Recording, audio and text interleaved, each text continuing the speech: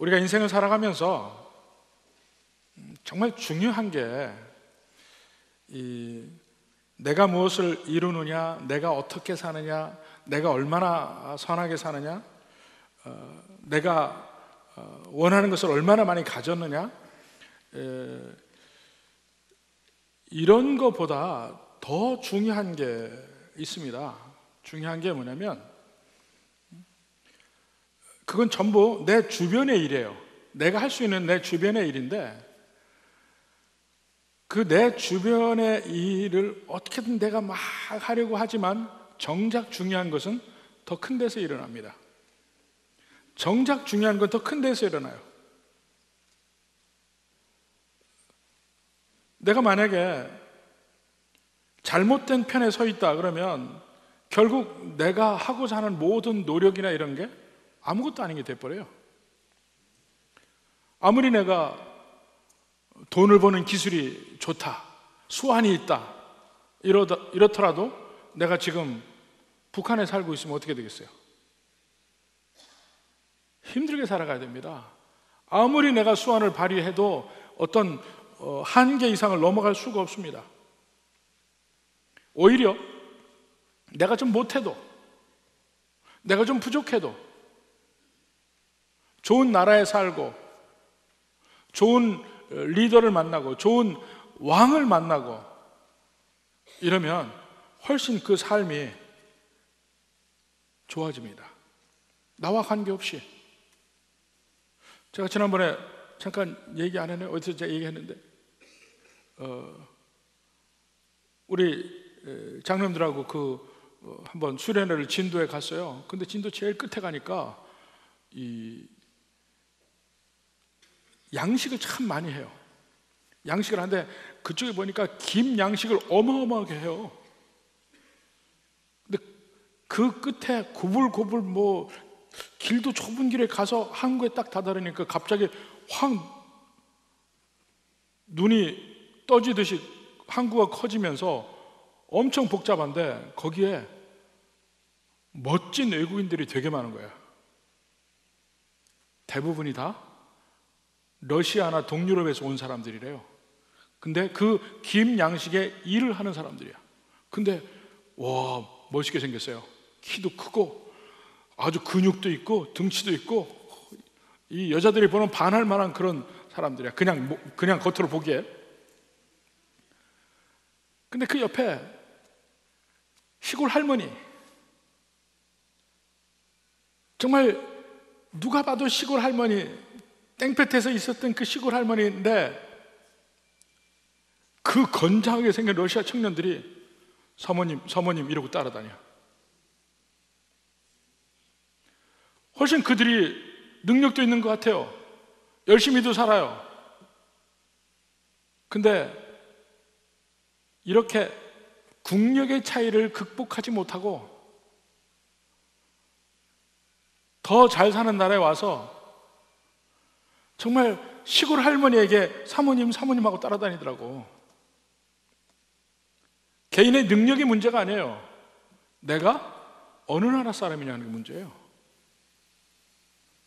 지금은 그래도 많이 나아졌지만 제가 유학을 갈 때만 해도 유학 가서 보니까 많은 한국 사람들이 이민을 왔어요. 근데 이민 온 사람 중에 상당수가 아주 한국에서 그래도 내노라 하는 사람들이었어요. 은행 직원들도 있었고 회사 사장님도 있었고 전문직에 있는 사람들도 많이 있고. 그런데 거기 가서 다 시작이 뭐부터 시작하냐면요, 야간 청소부터 시작해요. 청소. 그리고 나름대로 여기서 가지고 있었던 그 숙련된 전문 지식을 아무데도 쓸 데도 없어요. 그저 남의 집에 점원으로 들어가거나 그런 수밖에 없어요. 왜 그런 줄 아세요? 가난한 나라 태어나서 그런 거예요.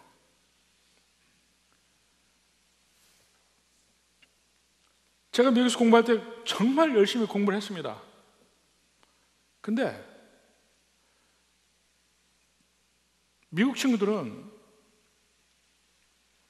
자기네 놀고 다 놀고 하는데도 오히려 공부를 훨씬 수월하게 하는 것 같아. 근데 그 차이가 뭐냐면요, 나는 외국어를 공부하는 거예요. 외국어로. 그 사람들은 자기네 말로 공부해요. 그 차이가 얼마나 큰 줄 아세요? 왜냐? 나는 작은 나라에서 태어나고 약한 나라에서 태어나서 할 수 없이 거기 가서 공부하는 거예요.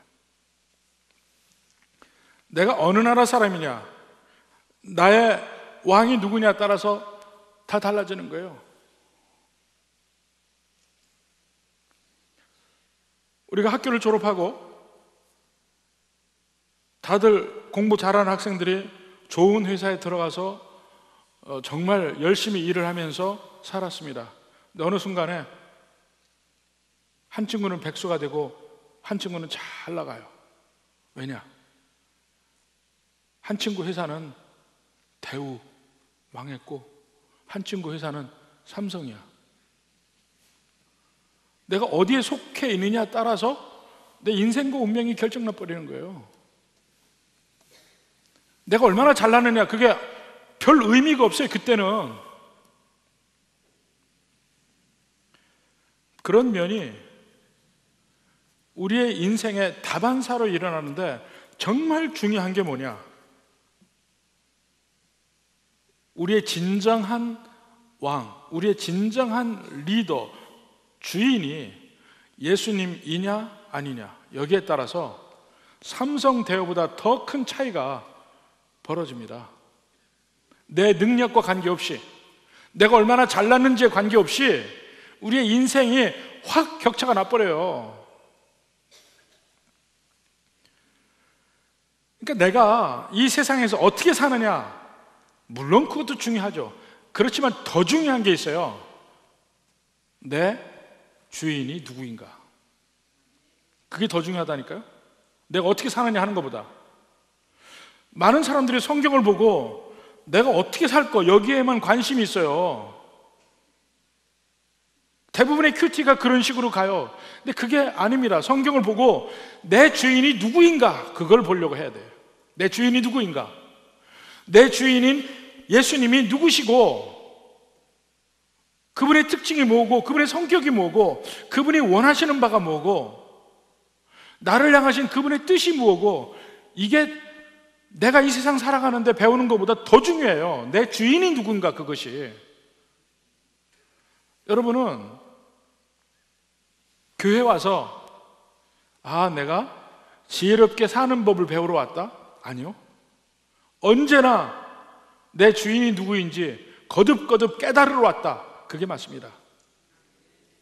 예수님이 누구인지 그걸 깨달으러 오는 거예요.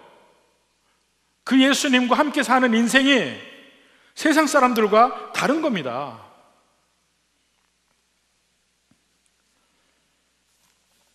우리가 사무엘기를 보면서 다윗과 다윗의 왕국을 봐요. 근데 그 다윗을 보는 게 아니고, 다윗의 왕국을 보는 게 아니고, 그 속에서 하나님이 세운 이 땅의 왕, 하나님이 세운 하나님의 나라의 왕과 그 나라의 특징을 보는 거예요. 근데 그런 면에서 다윗은 예수님의 모형이에요. 모형이란 말은 뭐냐면요, 예수님을 상징하고 있지만 그의 모든 삶, 그의 모든 특징이 전부 예수님을 말하지는 않아요.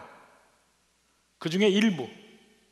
그러니까 연속성과 불연속성이 있다고 그래요. 보통은 일부 예수님을 나타내는 면이 있고 예수님을 나타내지 않는 인간의 면이 있고 그렇습니다. 그러니까 우리가 바로 그 예수님을 나타내는 그 면을 찾아서 보는 거예요. 하나님도 우리에게 바로 그 면을 보이시는 면이고, 그런 관점에서 봅니다.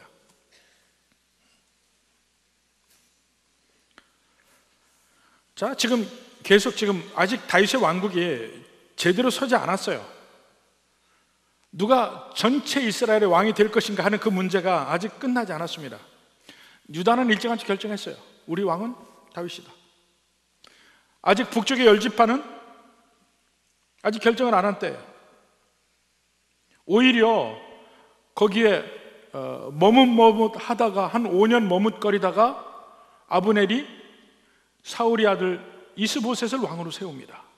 오히려 다윗이 헤브론에서 통치하던 7년 반 중에서 마지막 2년 반 동안에 그런 일이 벌어져요. 그리고 나라를 세웠습니다. 이 두 나라가 공존할 때예요. 그러면서 서로 경쟁을 하고 있습니다. 자, 그게 이제 사무엘하 3장인데 제일 먼저 다윗의 집안 이야기부터 시작을 합니다. 1절부터 5절까지 보니까, 자, 다윗의 집안 한번 봅시다.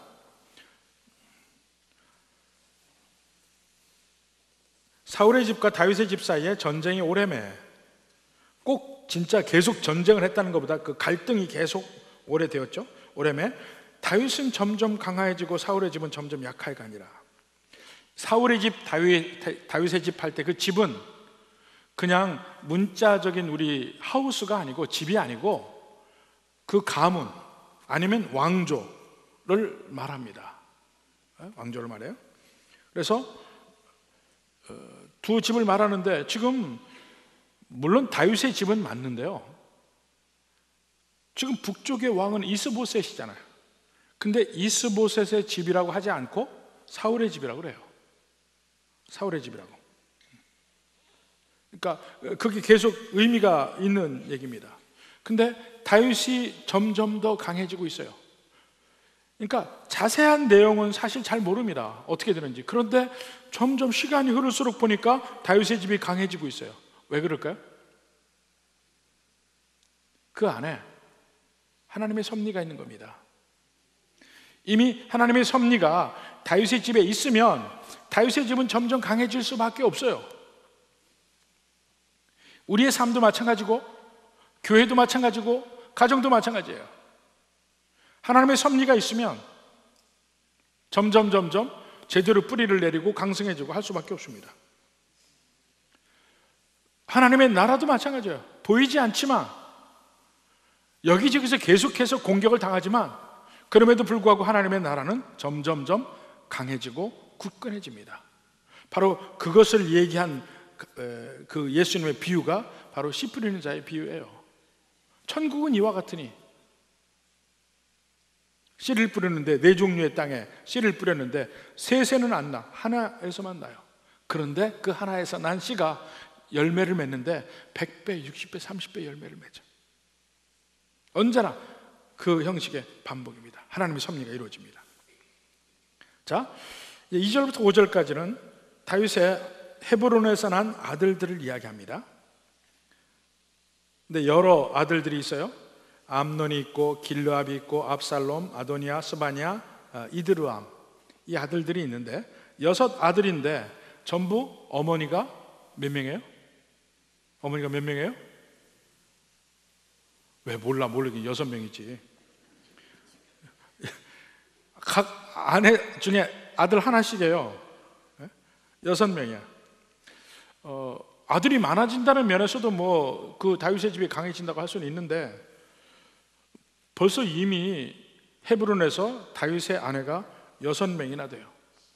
근데 사실은 좀 우리가 읽으면서 불편하긴 합니다. 왜냐하면 하나님의 뜻을 아니까. 하나님의 뜻은 뭡니까? 일부일처제예요. 일부일처제가 하나님의 뜻이에요. 한 남편과 한 아내. 특히 왕에 대해서 이미 앞으로 세워질 하나님의 나라에 대해서 상당히 자세히 규정을 해주고 있습니다. 신명기에서. 근데 신명기에서 왕에 대해서 이야기할 때 보면 한 가지 말씀이 있습니다. 17장 17절에 보면, 그에게 아내를 많이 두어 그의 마음이 미혹되게 하지 말 것이며 자기를 위하여 은금을 많이 쌓지 말 것이니라. 이스라엘의 왕은 이래야 된다는 거예요. 근데 다윗은 이미 아내가 많아요. 결국 그것이 문제가 됩니다. 나중에는. 이 중에 여러분 성경을 읽은 사람들은 눈에 들어오는 사람들 있잖아요.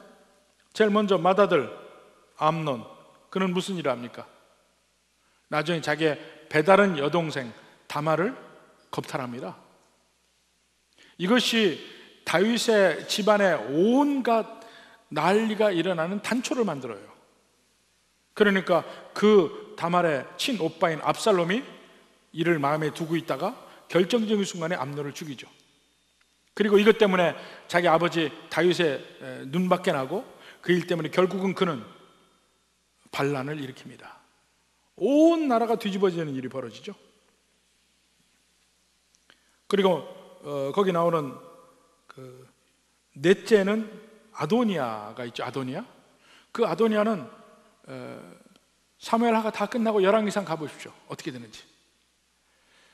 다윗이 노쇠하여 죽기 직전에 보면 이제 왕권이 솔로몬에게 넘어가는데, 그때 다윗의 아들 중에 가장 나이 많은 남은 아들이 아도니아예요. 근데 자기가 왕권을 꿈꿔요. 그래서 그 아도니아와 그를 지지했던 요압, 이 사람들을 전부 제거하는 일종의 전쟁이 일어납니다. 솔로몬이. 그것이 열왕기상 1장 2장에 계속해서 나오게 되는 바로 그 아들입니다. 그러니까 여러 어머니 아래에서 아들이 여러 낳게 되니까 결국 이 문제를 발생하게 되는 겁니다. 여러분, 거듭 보면 남자들이 생각보다 그렇게 능력이 없어요. 여러 아내를 둘 만한 능력이 없으니까 조용조용히 살았으면 좋겠어요. 자, 다윗의 가문에 대해서 이야기를 했고, 그 다음에 6절부터 11절까지 아브넬과 이스보셋의 그 갈등을 한번 봅시다. 사울의 집이 약해지는 결정적인 그 사건이 일어나죠. 자, 6절부터 봅시다. 사울의 집과 다윗의 집 사이에 전쟁이 있는 동안에 아브넬이 사울의 집에서 점점 권세를 잡으니라. 자, 앞에 보면 1절에 보면 다윗의 집은 점점 강해지고 사울의 집은 점점 약해져요. 근데 사울의 집이 약해지는데 그 약해지는 집 안에서 아브넬은 점점 강해져요. 아브넬이. 자, 권세를 잡습니다. 그러니까 이건 어찌 보면은 그 왕이 되는 그 이스보셋이 제 역할을 못하는 거예요. 사실은 제 역할을 못해요. 이 성경에 아주 훌륭한 리더인 아버지 밑에 그보다 훨씬 못한 아들들이 상당히 많이 나옵니다. 뭐 사무엘상에 보면 그 엘리의 아들들 홈리와 비느하스도 엘리보다 훨씬 악한 아들이 나오기도 하고, 또 사무엘의 아들들도 이스라엘 백성들이 보기엔 영 아니야. 그래서 결국 사무엘의 아들들이 계속 통치를 이어가는 걸 원치 않고 왕을 달라고 그러죠. 이런 일들이 있습니다. 이스보셋도 마찬가지인 것 같아요. 그러니까 결국 아브넬이 점점 권세를 잡게 됩니다. 그러다가 이제 사건이 났습니다. 7절에 봅시다. 사울에게 첩이 있었으니 이름은 리스바요 아야의 딸이더라. 이스보셋이 아브넬에게 이르되 내가 어찌하여 내 아버지의 첩과 통관하였느냐. 당시에 첩을 두는 것은 일반적인 관행이었습니다. 그러니까 성경에도 보면 그 첩을 둔 것이 상당히 많이 나오죠. 아브라함도 그랬죠. 야곱도 다 첩을 두고 있었습니다. 이스라엘의 왕들 보면 므낫세도 그렇고, 사실은 갈렙도 첩이 있었고, 기드온도 첩이 있었고, 사울도 첩이 있었고, 다윗, 솔로몬의 아들인 르호보암도 18명의 아내와 60명의 첩을 두었었습니다. 근데 대개 그 아내의 위치보다 첩들은 낮은 위치고, 그에 따라서 그 자녀들의 위치도 그것과 같이 보통 가게 됩니다.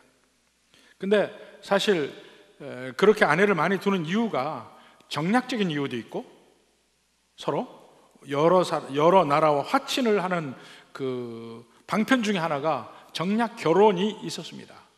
그러니까 그런 면도 있기도 하고, 아니면 왕실을 여러 명을 그 왕실이 번성하여서 다른 사람이 건드리지 못하게 이렇게 만드는 면도 있고 해서 도덕적 판단은 어려워요. 성경에서도 그 초기에는 별로 말을 하고 있지 않습니다. 점점 그 계시의 마지막에 가면서 명확하게 예수님이 한 남자와 한 여자라고 이야기를 하고 있습니다. 그러니까 사실 이스라엘 전체에서도 이런 일들 빼놓고는 일반적으로는 일부 일처제를 다 받아들이고 있는 것 같았습니다. 그럼에도 불구하고 이제 이방의 풍습이 일부 들어왔어요. 여기 이제 리스바는 사울의 첩인데, 여기도 나오지만 나중에 그 21장에 가면 기브온 사람들이 이스라엘 백성들이 원래 여호수아 시대에 그들과 화친 조약을 맺었잖아요. 근데 그것을 사울이 어깁니다. 사울이 어겨서 결국은 그 일 때문에 이스라엘에 기근이 들고, 찾아보니까 그 일 때문에 그랬고, 그래서 결국은 사울의 아들들을 기브온에게 주어서 죽게 만드는데, 그때 그 죽게 되는 사울의 아들들이 누구냐면 바로 여기 나오는 리스바의 두 아들이에요. 그 내용이 이제 그 뒤에서 나옵니다. 자, 여하튼 그 사울의 첩과 아브넬이 통관을 했어요. 근데 그 사실에 대해서는 의심의 여지가 없습니다. 지금 이스보셋이 묻는 것은 통관을 했느냐 안 했느냐 묻지 않아요. 왜 했느냐 하고 묻죠. 그러니까 워낙에 아브넬이 다니면 다 그 행적을 다 알죠. 사울의 첩이니까 누구나 다 거기에 많은 사람이 있죠. 그러니까 그 사실을 다 아는 거야. 통관한 사실을 다 알고 있는데 왜 했느냐고 묻습니다. 그러니까 아브넬이 분노해요. 근데 분노하는 걸 보면 아브넬이 이스보셋을 아기처럼 자기 주머니에 두고 있다는 사실을 알 수가 있어요. 감히 내게 너를 살려줬는데, 뭐 이런 내용입니다. 어쩌면은 이스보셋을 세우긴 했는데 아무리 봐도 왕으로서의 그 자질의 문제가 있는 거야. 자격이 없어요. 지혜도 없고. 그러니까 사실은 아브넬도 사울의 사촌이잖아요. 그러면 어쩌면 자기가 왕이 되려고 생각했을지도 모릅니다. 근데 왕이 되는 첫 번째 과정이 전 왕의 아내나 첩을 자기가 소유하는 거예요. 그게 관행이에요. 그래서 자기가 그 왕권을 연결시킨 겁니다. 아마 그랬을지도 몰라요. 근데 이제 이스보셋이 이제 그 문제를 가지고 거니까 이제 화가 났습니다. 분노를 표합니다. 8절에 봅시다. 아브넬이 이스보셋의 말을 매우 분하게 여겨 이르되 내가 유다의 개머리냐? 내가 오늘 당신의 아버지 사울의 집과 그의 형제와 그의 친구에게 은혜를 베풀어 당신을 다윗의 손에 내주지 아니하였거늘. 자, 이 아브넬의 속내가 다 나오죠. 내가 당신과 당신 집에 은혜를 베풀었지 않냐. 그 은혜라는 말이 헤세드라는 말이에요. 여러분 많이 들었죠? 헤세드. 강한 사람이 약한 사람에게 내가 호의를 베풀 이유도 없고 의무도 없지만 내 마음에서 불쌍한 마음이 우러나와서 상대편에게 베풀어 주는 것, 이게 헤세드예요. 이거 성경에서 보통 은혜라고 번역을 했습니다. 근데 그러면서 그게 지속되는 것까지 같이 들어간 말이에요. 끝까지 오랫동안 지속이 되는 그것을 자기가 아브넬이 이스보셋에게 베풀었다는 거예요. 그랬는데 당신이 오늘 이 여인에 관한 허물을 내게 돌리는도다. 아브넬이 부인도 하지 않았어요. 그 일에 대해서 시인도 하지 않았어요. 이미 그건 다 아는 사실이에요. 자기가 이스보셋에게 은혜를 베풀었대. 어떻게 은혜를 베풀었는데요? 긍정적으로 은혜를 베푸는 얘기는 나오지 않고 그가 하지 않은 것에 대해서만 얘기해요. 당신을 다윗의 손에 내주지 않았다. 그게 아브넬이 생각할 때는 은혜를 베푼 거예요.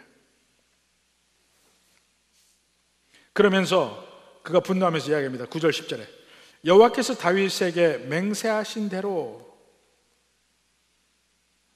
지금 이게 다른 사람의 말이 아니고 아브넬의 입에서 나온 말이에요. 여호와께서 당신의 다윗에게 맹세하신 대로 내가 이루지 아니하면, 이렇게 얘기합니다. 여호와께서 다윗에게 맹세했다는 그 내용이 뭐냐면 10절에 나오죠. 이 나라를 사울의 집에서 다윗에게 옮겨서 그의 왕위를 단에서 브엘세바까지. 자, 이것은 단은 이스라엘의 제일 북쪽입니다. 브엘세바는 이스라엘 제일 남쪽입니다. 단에서 부엘세바까지 이스라엘과 유다를 세우리라 하신 것. 아브넬이 여호와 하나님의 뜻을 이미 알고 있어요. 이미 하나님이 맹세했다는 걸 알고 있어요. 어떻게 알았을까요? 그는 사무엘상을 여러분 보시면 다윗이 어린 소년이지만 골리앗을 무찌르는 것을 아브넬이 직접 눈으로 봤습니다. 사울 옆에 언제나 군사령관이었으니까. 그리고 사울도 다윗에게 여호와 하나님이 함께 하시는 것을 느꼈거든요. 옆에 아브넬도 분명히 느꼈어요. 그에게 하나님이 함께 하신다는 걸 느꼈어요. 사울 다음에 왕권을 다윗에게 줄 거라는 것을 사울도 알았고 아브넬도 알았다 이겁니다. 사울 곁에서. 근데 이 내용이 뭐냐? 사울에게서 왕권을 빼앗아서 다윗에게 주리라. 하나님이 이렇게 했다 이거예요. 근데 그것을 사실은 그 당시 이스라엘 사람들도 전부 알고 있었어요. 그러니까 당연히 아브넬도 알고 있었죠.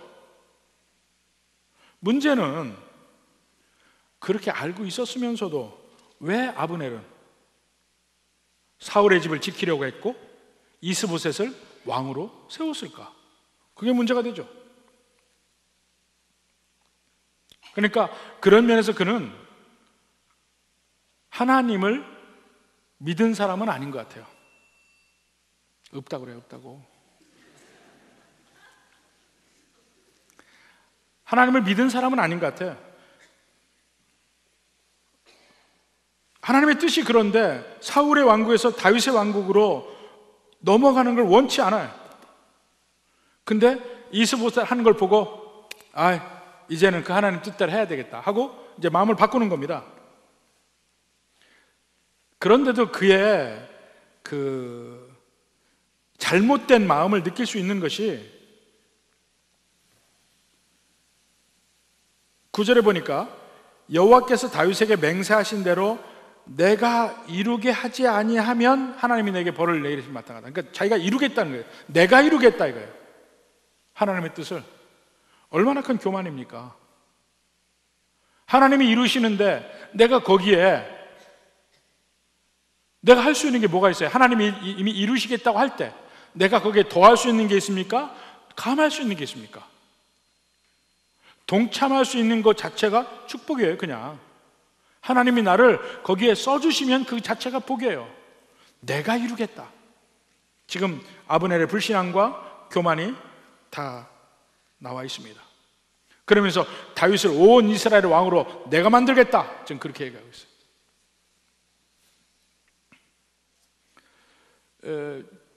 가끔은 보면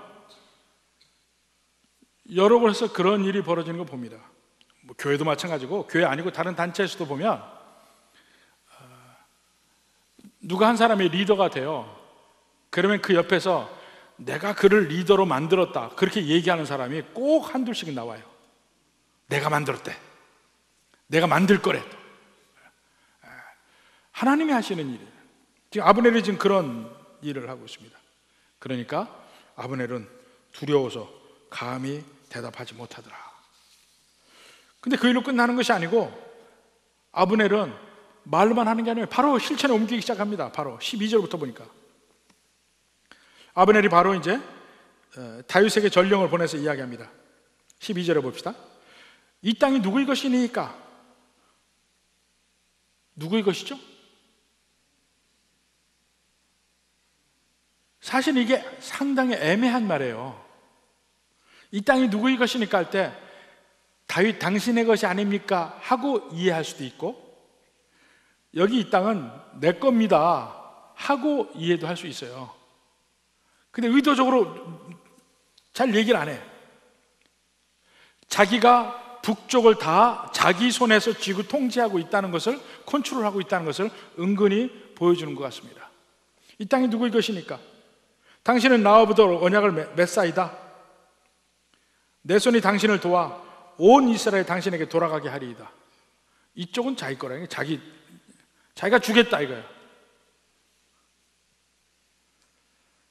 완전히 아브넬이 하나님의 자리에 앉아있는 걸 볼 수 있습니다.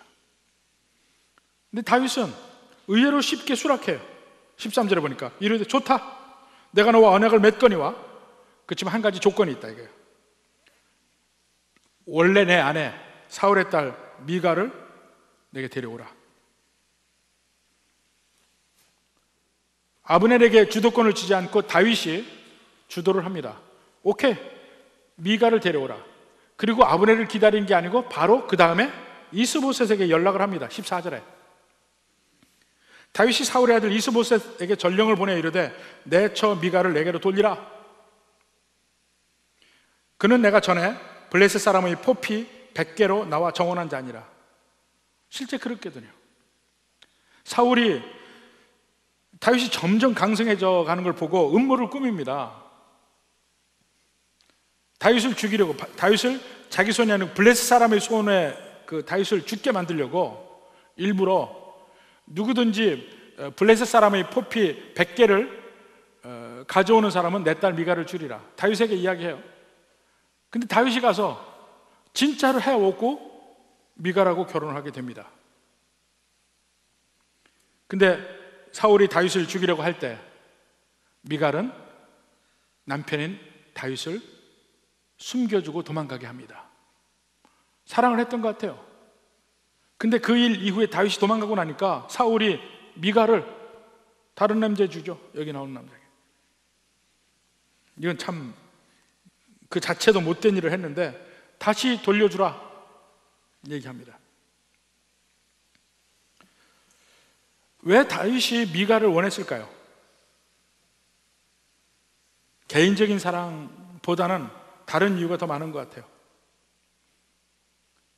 하나는 자기의 권리를 되찾는다는 면도 있고, 또 하나는 아까도 얘기했죠. 그 왕실의 공주와 결혼을 하면서는 그 다음 왕권을 이을 수 있는 권리가 주어집니다. 정당성이 주어져요. 그런 면에서 이 미갈을 원했던 것이고, 근데 그 다음에 보면 재밌는 게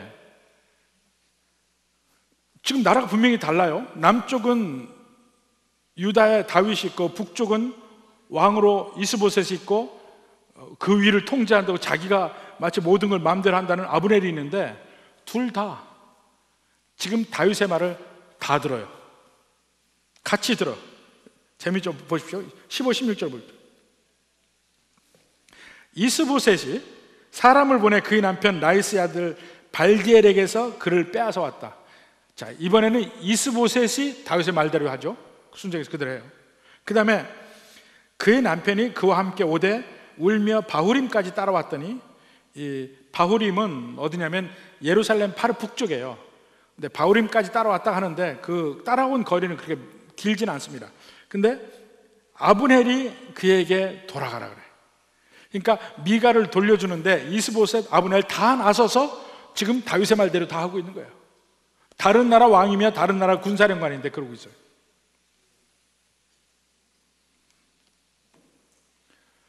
그러면서 이제 아브넬이 다윗에게 투항을 합니다. 17절 봅시다. 아브넬이 이스라엘 장로들에게 말하 이르되 너희가 여러 번 다윗을 너의 임금으로 세우기를 구하였으니, 여기서 드디어 북쪽 이스라엘의 민심을 우리가 처음으로 읽을 수가 있어요. 다윗은 남쪽 유다의 왕으로 세워졌지만, 그래서 헤브론에 있는데 북쪽 사람들도, 북쪽의 리더들도 다윗을 왕으로 맡고 싶었어요. 근데 누가 막았느냐? 아브넬이 막은 거예요. 아브넬이. 비로소 나오는 겁니다. 그러니까 북쪽 사람들도 결국은 하나님의 뜻이 다윗에게 있고 다윗이 왕이 될 걸 다 알았어요. 마음에 다 알았어. 사실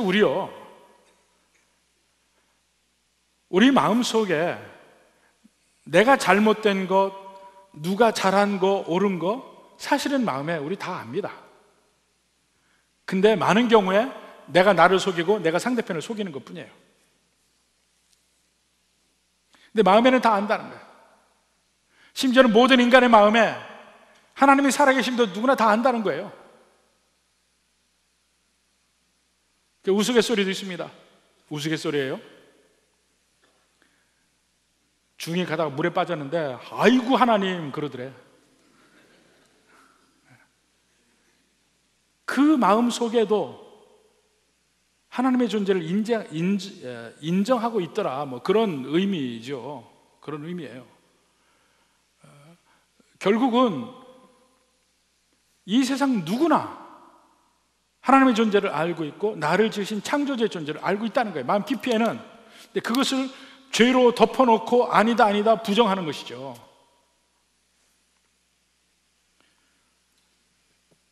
아브넬이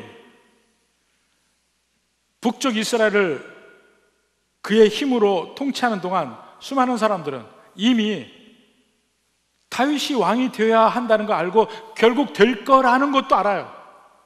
그래서 그를 왕으로 삼고 싶었는데 아브넬은 그걸 거부하고 그 민심을 아브넬도 알고 있었다 이거예요. 결국 그가 마지막에 그가 돌아서면서 그 말을 하잖아요. 너희가 여러 번 다윗을 너희의 임금으로 세우기를 구하였더니. 그러니까 그 북쪽 이스라엘의 리더들도 이스보셋을 왕으로 인정하거나 좋아하지 않았던 것 같아. 결국은 그들의 마음이 다윗을 향했습니다. 근데 이제 그대로 하라. 구하였으니 18절에 이제 그대로 하라. 오히려 이제 아브넬이 이제 재촉을 합니다. 여호와께서 이미 다윗에 대하여 말씀하시기를 내가 내 종 다윗의 손으로 내 백성 이스라엘을 구원하여 블레셋 사람의 손과 그 대적의 손에 모든 대적의 손에서 벗어나게 하리라. 이 말은 이스라엘 백성들이 제일 듣고 싶어 했던 말이에요. 그들이 왕이 그토록 필요한 건 뭐냐면 그들을 끊임없이 괴롭히는 블레셋에게서 우리를 지켜줄 그런 왕. 블레셋뿐만 아니고 수많은 외적들에게서 나를 지켜줄 왕. 그 왕을 고대하는 거예요. 그래서 그들이 왕을 원하거든요. 근데 하나님은 바로 그러한 사람으로 내가 다윗을 세웠다 하고 얘기한 거예요. 그러니까 그때부터 그들은 그 다윗을 사모한 거예요. 여러분의 삶에서도 예수님을 믿는다는 의미가 뭡니까?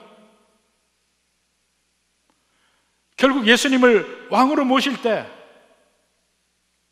우리가 예수님 안에 있으면 이 세상의 어떤 대적도 나를 어찌할 수 없다는 것을 그걸 믿는 거예요. 예수님 믿는다는 것이. 내가 예수님 안에 있을 때 결국은 나는 복된 나라에 살게 된다는 것을 믿는 겁니다.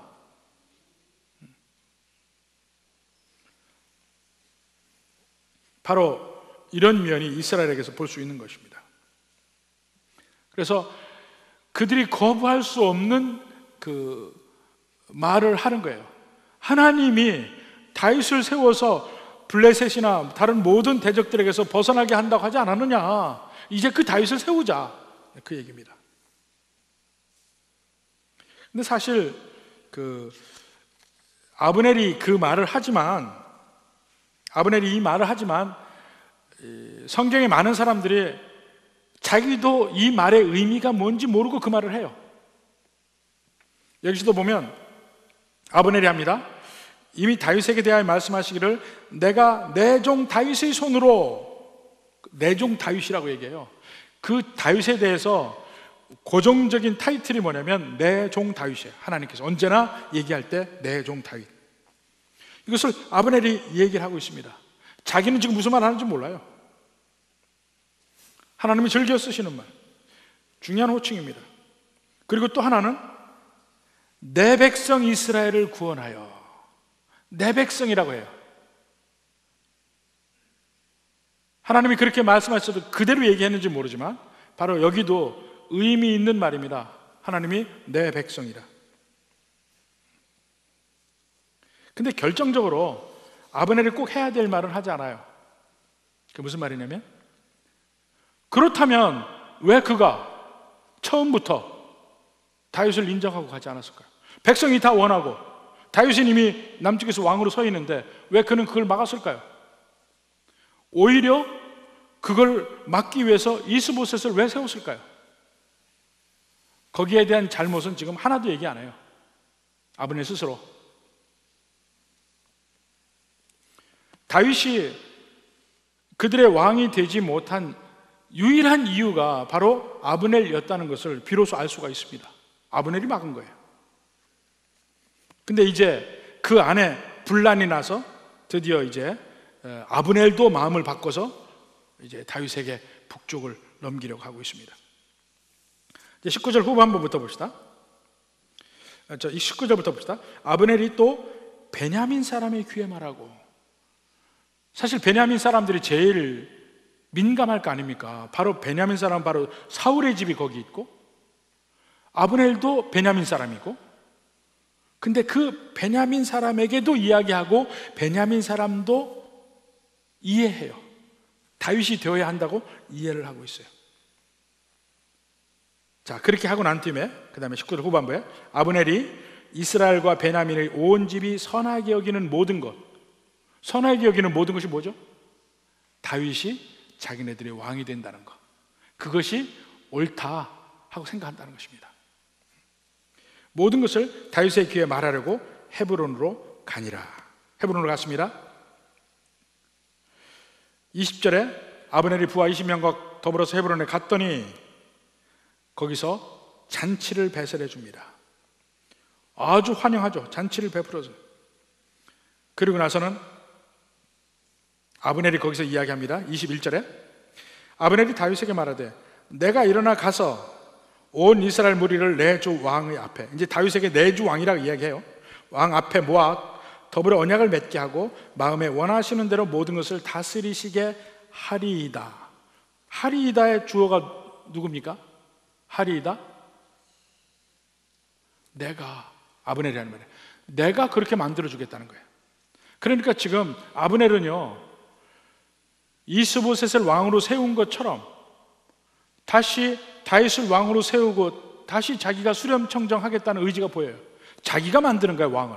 이스보셋도 자기가 왕으로 만들었고 다윗도 자기가 왕으로 만들겠다는 얘기예요. 근데 자기의 한치 앞에 미래는 모르는 것이죠. 근데 그의 그러한 말은 꿈이며 이상이며 현실은 아니에요. 여하튼 그렇게 한 가운데 마지막에 끝나는 말이 뭡니까? 21절 끝에 이에 다윗이 아브넬을 보내매 그가 평안히 가니라. 이렇게 끝이 납니다. 이 본문에서. 자, 우리 시작점은 다윗과 아브넬은 서로 적대 관계였어요. 다윗은 하나님의 뜻을 이루려고 했고 아브넬은 그것을 거부하고 있었습니다. 그러다가 여러 가지 일들이 벌어지면서 결국 이 오늘 본문의 마지막은 화평을 이루고 끝이 나죠. 근데 화평이 이루어지는 이유가 뭐냐면 아브넬의 선함 때문이 아니에요. 다윗에게 하나님이 함께 하시기 때문에 그렇습니다. 다윗에게 하나님이 함께 하심을 아브넬도 알았고 이스라엘의 모든 사람도 알았고 이스보셋도 알았고 베냐민 사람들 다 아는 거예요. 그래서 그가 왕이 되어야 한다, 그를 왕으로 세워야 된다, 그래야 우리도 편하다, 그게 다 그들의 마음속에 다 있는 겁니다. 그러니까 다윗이 아브넬에게 미가를 데려오라, 다윗이 이스보셋에게 미가를 데려오라 하니까 갑자기 적국인데 그들이 다 말을 들어요. 그들이 다 말 들어. 그들이 듣는 이유가 뭡니까? 결국 다윗에게 하나님이 함께 하신다는 것을 그들이 알기 때문에 그래요. 하나님이 함께 하시는 왕, 그가 결국은 온 이스라엘을 통치하게 될 것이다. 그게 하나님의 계획이니까. 그걸 안 상태에서는 무슨 사건만 터지면은 바로 다윗에게로 가게 되어 있어요. 그 사건이 바로 사울의 첩과 통관한 사건이에요. 이걸 계기로 해서 어떠한 인간적 뜻이 거기 있는지 모르지만 이게 계기가 돼서 결국은 하나님의 섭리대로 다윗에게 다 모이잖아. 이스보셋도 모이고 아브넬도 모이고 이스라엘 장로들도 모이고 베냐민 사람도 모이고. 하나님의 가시는 길은 그렇다 이겁니다. 우리가 봐야 될 거는 하나님의 뜻이 어디 있느냐, 그걸 봐야 됩니다. 하나님의 뜻이 어디 있느냐. 저 사람이 좋다 나쁘다 뭐 선하다 악하다 다 그게 아니에요. 하나님의 뜻이 어디에 있느냐.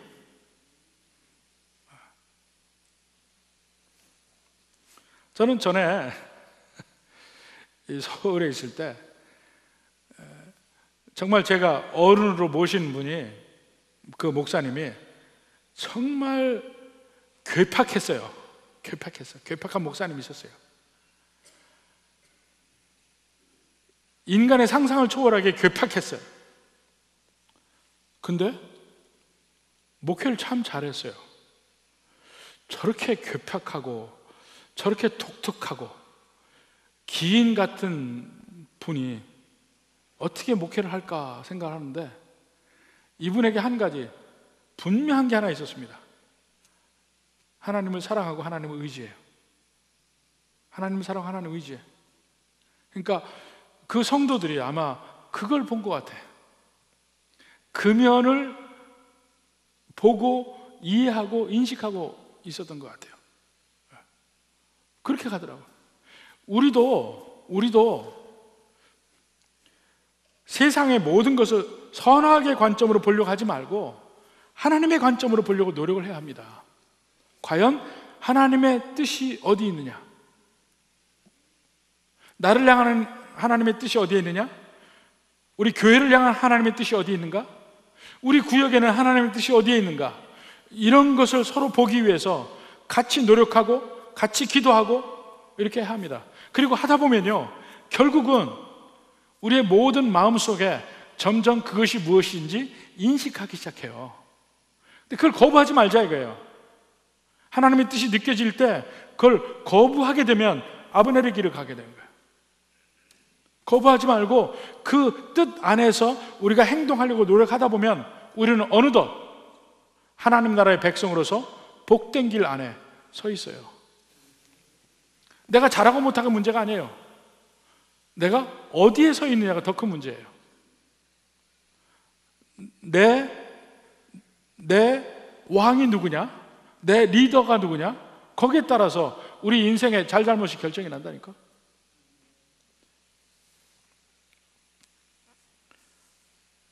이 다윗의 경우에서도 보면 하나님 나라와 그 하나님 나라의 왕의 본질을 볼 수가 있습니다. 본질에 지금 무슨 짓을 해도 결국 다윗이 왕의 길을 가요. 마찬가지로 예수님의 하나님의 나라, 이 세상에서 그 예수님을 없애려 하고 핍박하고 그 나라의 백성들을 온갖 억압으로 유혹으로 넘어뜨리고 그 나라에서 벗어나게 하려고 노력을 하지만 그 나라 백성들은 결국은 복된 길을 가게 되어 있습니다. 자기의 능력과 관계없이, 자기의 여러 특징과 관계없이 오직 왕을 제대로 모신 사람은 복된 길을 가는 겁니다. 예수님을 나의 주님으로 모시고 그 예수님만 따라다니는 사람에게는 세상 지혜가 조금 부족해도 하나님의 복이 그에게 임할 줄 믿습니다. 누구나 우리는 세상에 잘 살고 싶어요. 잘 사는 길이 내가 열심히 노력해서 잘 사는 길보다 하나님이 복 주셔서 잘 사는 게 훨씬 좋습니다. 부디 이 하나님의 복, 주님을 왕으로 모시는 자에게 임하는 복이 함께하는 여러분이 되기를 주님의 이름으로 축원합니다.